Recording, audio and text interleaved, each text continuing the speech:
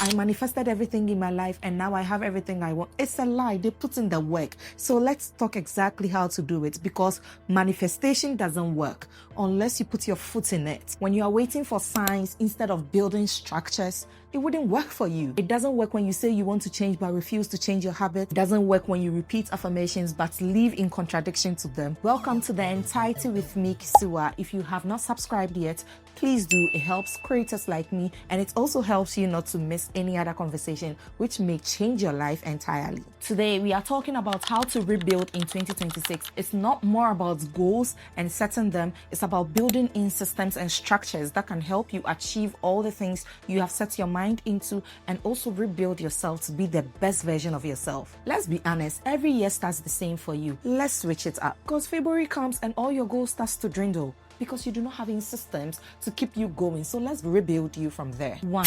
Have no plan B. I am a firm believer of this. If you have no other avenue, you must do every single thing in your capacity to make the first thing work. So if you have plan Bs, you've shot yourself in the leg.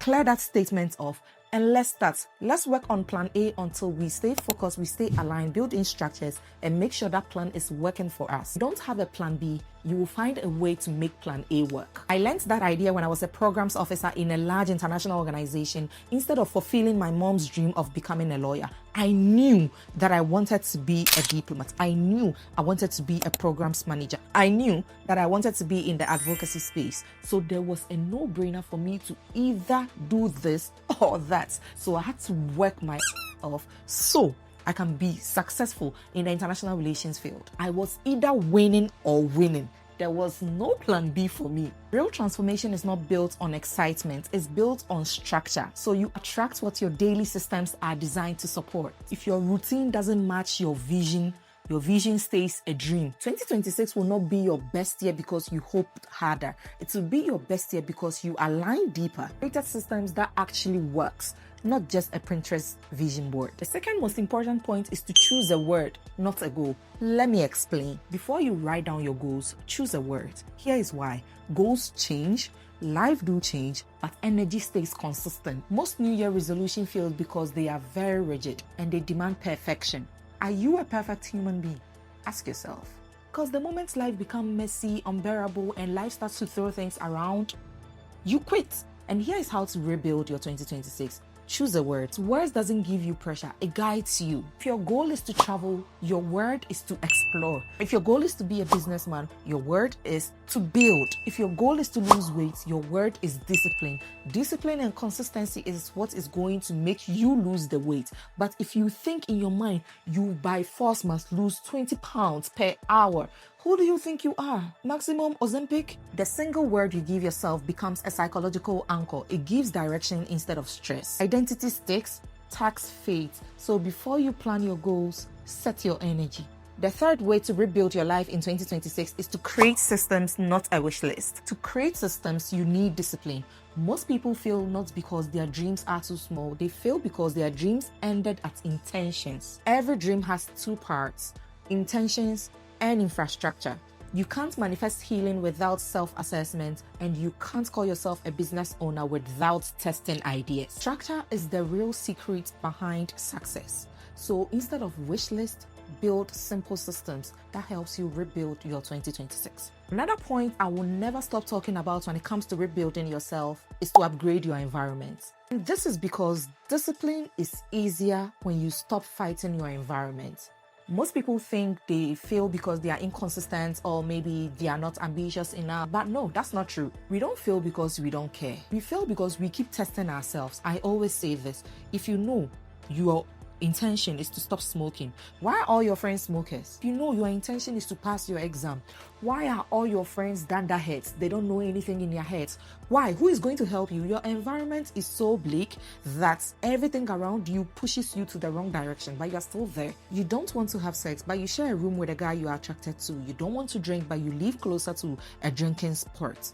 Why are you testing yourself? Are you setting yourself up for failure? To rebuild, you will have to elevate yourself from any situation that keeps you going to where you know you don't want to be. Research shows that almost half of the things we do in a day is automatic. They are driven by habits and triggered by the environment, not motivation or willpower. That is why James Clear says your environment shapes your behavior more than your intentions do. If you change your environment, your behavior will follow. And Jay Shetty puts it in the most beautiful way. If your goal is to eat better, start with your kitchen. If your goal is to focus, start with your phone. If your goal is to save money, start with your spending triggers. If your goal is to be confident, start with self-talk. If your goal is finding love, start with boundaries. If your goal is to start a business, start with your calendar. If your goal is to heal, start with daily habits. If your goal is to be happy, start with your attention. Because change doesn't begin with a goal. It begins with what you surround yourself with every single day. And you don't need more willpower to rebuild yourself. You need systems and discipline. When you are in an environment that supports you, discipline stops feeling like a fight. I want you to manage this final point tactfully.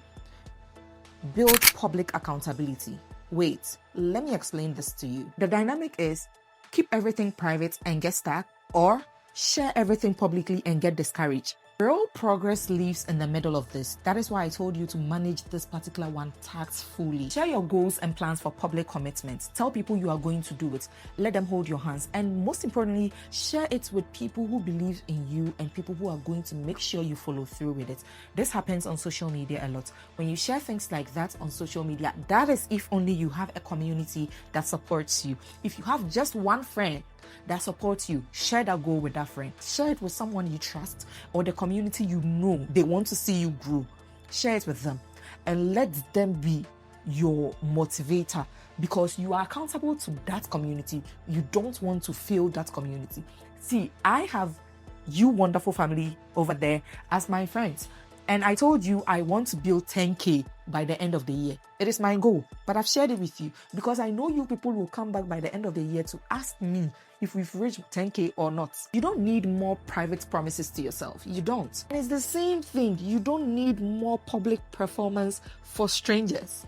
So being tactful brings you to the middle ground. If you put yourself around people who are already doing the things you want to do or you seek to achieve, the conversation changes. It changes from, can you even do this? Or do you even have the resources? Do you have the power? Do you have all the doubting questions? It changed from that to, how do I help you do this? What if you do it this way? What if you do it that way? Because your environments have changed. The people who are rolling now with, they understand the dynamics of where you are going and they know where you are coming from because they've been there. Imagine if you want to start a business in cooking and you go to Delicious. She already knows the best cooking pot. She knows the kitchen setup for a functioning kitchen. Apparently, I didn't know there was something called a functioning kitchen. She was the one that taught me. So if I want to start a cooking channel and I know she's already there, when I go to her, I'm not starting the conversation of, do you even have an oven? Do you even know what goes into it? My sister, you will suffer. Don't try this thing. It's not easy. No, she's done it. She's done it. She's been there, done it. So she'll be like, girl, do this, do that, do this, talk to this person, buy your cooking utensils from this person, buy your camera from this person, and there you roll. That is how you grow. And that is how you rebuild your life. If you need to rebuild your life, you need systems and structures that will help you change your life. And if you need a planner for that, I have developed a personal planner that is it's a planner in a journal, which is called Dare to Do. And it dares you to do every single thing that you want to do in your life. It is $7, but when you are from YouTube, there is a promo code for you to get it for $4.99. Am I not amazing? I know. I'm your most favorite person in this world. So if this hits home, kindly leave a nice comment and like this video. Share it with your friends, your family, and tell them Kisiwa said so. I'll see you in our next video. Bye.